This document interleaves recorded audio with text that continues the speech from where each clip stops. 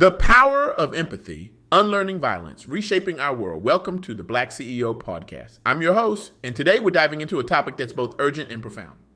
We recently had the incredible opportunity to interview Shirley Thomas, a visionary peacemaker whose groundbreaking work has transformed communities and saved countless lives. Shirley's powerful message, "Stop the Violence," isn't just a plea. It's a revolutionary call to action that challenges our deepest assumptions about human nature and societal change. Shirley Thomas is more than just an activist. She's a beacon of hope in a world often shrouded in darkness. Her innovative approaches to conflict resolution have not only reduced violence in some of the most troubled areas of the globe, but have also sparked a global movement towards compassion, understanding, and lasting peace. Her insights have the power to reshape our world, and today we're going to explore how. As we embark on this journey together, I want you to open your minds and hearts to a perspective that might seem counterintuitive at first. We often think of violence as an unstoppable force, a dark current running through human history. But what if I told you that stopping violence isn't just possible, but essential for our collective future? What if the key to ending violence lies not in more force, but in understanding, compassion, and a radical shift in how we view conflict? Shirley Thomas's words echo in my mind. A voice needs to be heard around the world. This simple yet profound statement encapsulates the essence of our discussion today. It's not just about stopping physical violence. It's about amplifying the voices that have been silenced, the stories that have been overshadowed, and the solutions that have been overlooked. Let's start with a startling fact.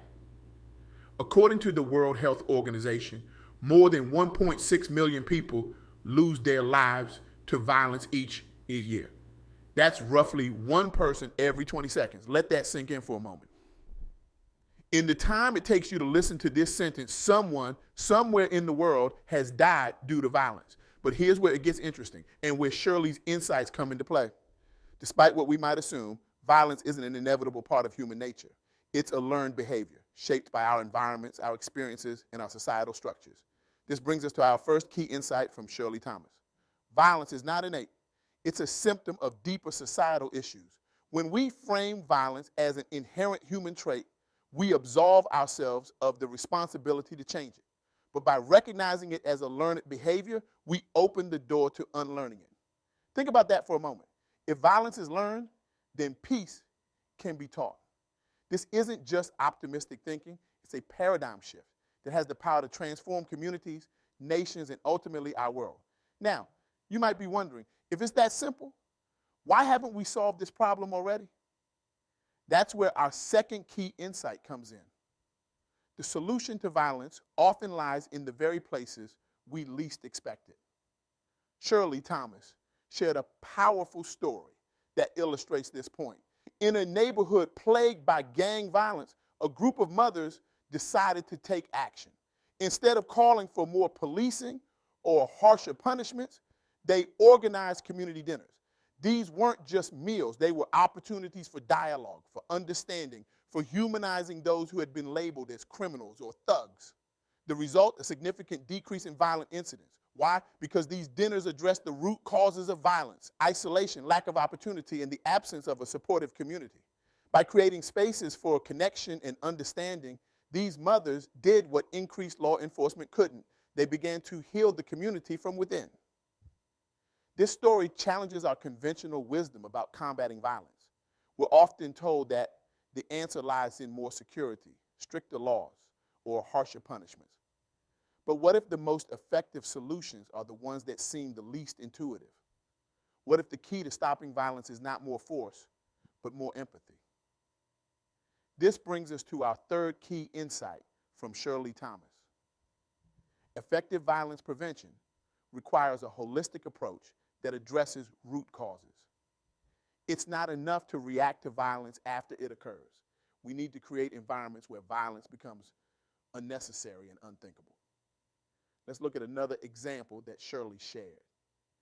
In a city grappling with youth violence, authorities initially responded with increased policing and stricter curfews. The result? A temporary decrease in incidents, but no long-term change. Then, inspired by Shirley's approach, they tried something different. They invested in after-school programs, job training for young people, and community mental health services. The transformation was remarkable.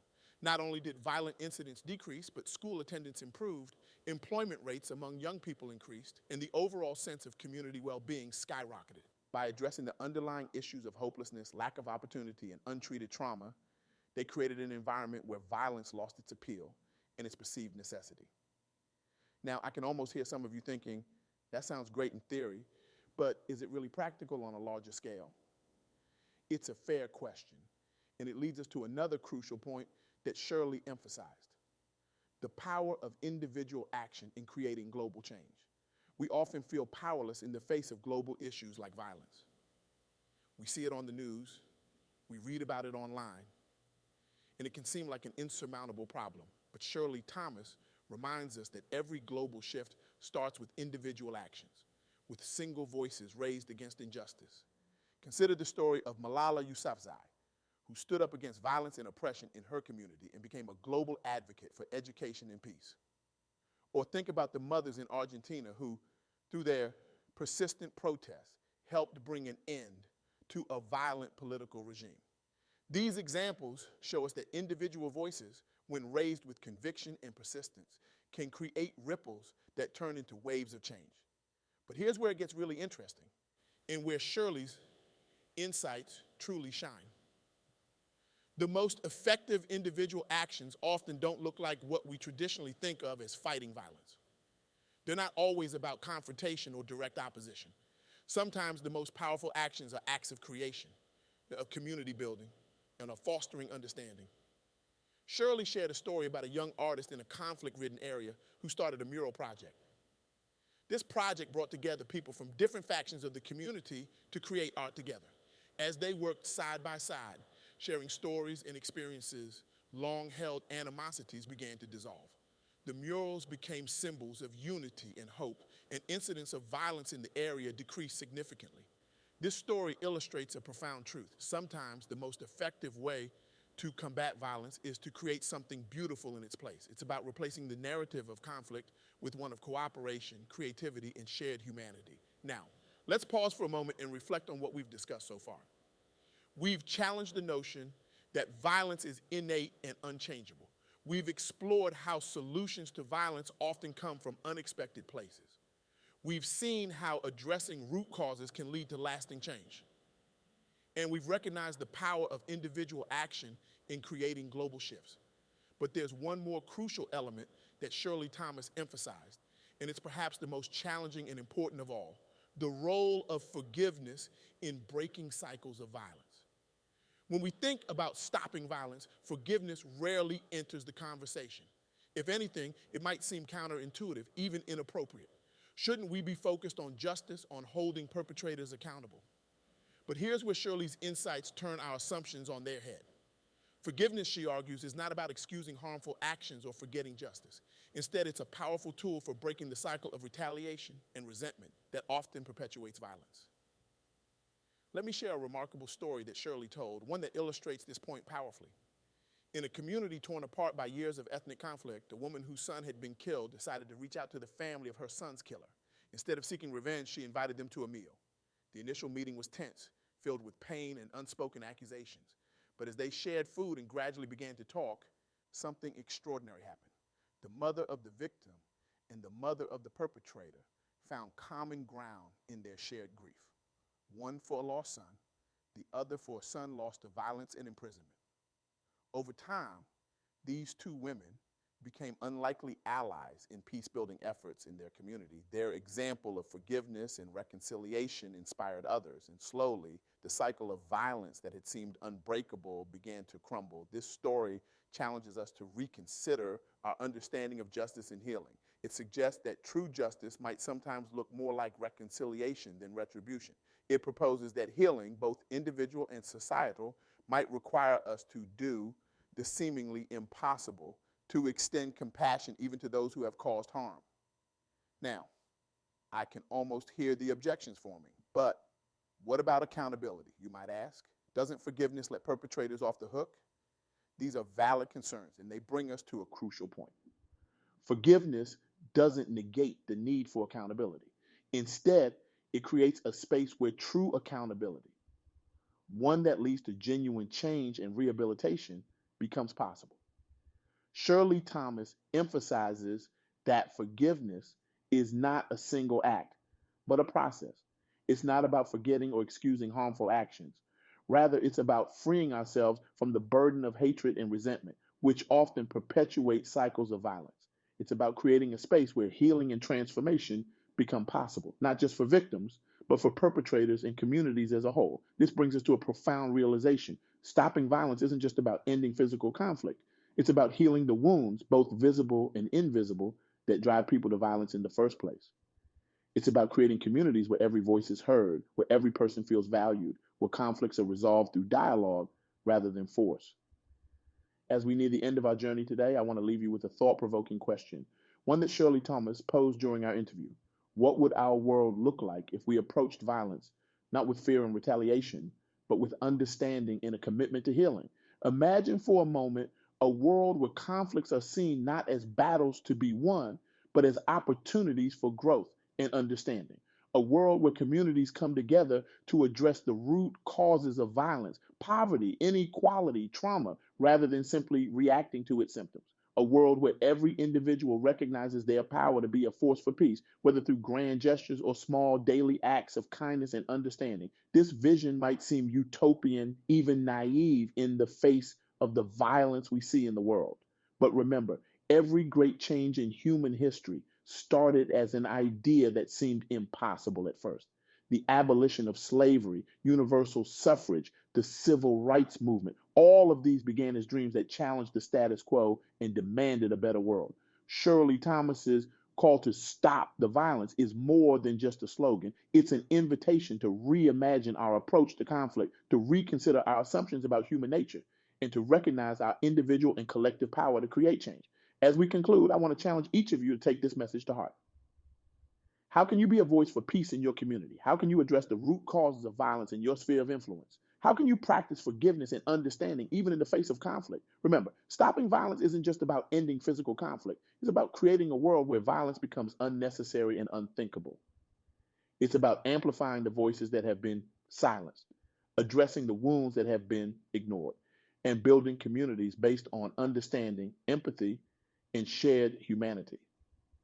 Shirley Thomas's insights remind us that this change starts with each one of us. It starts with challenging our assumptions, with extending compassion, even when it's difficult, with being willing to listen and understand perspectives different from our own.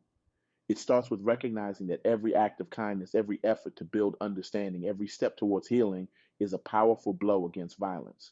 So, as we end our time together, I urge you to carry this message with you. Be that voice that needs to be heard. Be a force for understanding in a world often divided by fear and misunderstanding. Be a builder of peace in your homes, your communities, and beyond. Because in the end, stopping violence isn't just about creating a safer world, although that's certainly part of it. It's about creating a more just, more compassionate, more human world. A world where every voice is heard, where every life is valued, where conflicts are opportunities for growth rather than catalysts for destruction. Shirley Thomas's message is clear. We have the power to stop the violence, not through force or retaliation, but through understanding, through healing, through a commitment to seeing the humanity in every individual, even those we might consider our enemies. I want to leave you with a call to action, a challenge that I hope will resonate long after you finish listening to this talk. First, I want you to reflect on your own life, your own community. Where do you see violence, whether physical, emotional, or systemic? How have you, perhaps unknowingly, contributed to or perpetuated cycles of violence? Now, I challenge you to take one concrete step towards breaking that cycle. It could be as simple as reaching out to someone you've had a conflict with, trying to understand their perspective. It could be volunteering at a local organization that works to address root causes of violence in your community. It could be educating yourself about nonviolent communication and conflict resolution techniques and putting them into practice in your daily life. But don't stop there. Share what you've learned today with others. Start conversations about the nature of violence and the power of empathy and forgiveness. Challenge the assumptions and narratives that perpetuate cycles of violence in your community. Remember, every great movement for change started with individuals who dared to think differently, who had the courage to act on their convictions. You have that power within you. You can be a catalyst for change, a voice for peace, a force for healing in a world that desperately needs it. So I ask you, will you accept this challenge? Will you commit to being part of the solution, to unlearning violence and embracing empathy? Will you join us in this crucial work of reshaping our world? The choice is yours. But know this: every step you take towards peace, every act of understanding and compassion ripples out into the world in ways you may never fully see or understand. You have the power to change lives, to heal communities, to reshape our world. Let's embrace that power. Let's commit to stopping the violence, not just in our actions, but in our hearts and minds. Because when we do that, we open the door to a world of possibilities, a world of peace, understanding, and shared humanity. Thank you for joining me on this journey. Now, let's go out and change the world, one act of empathy at a time.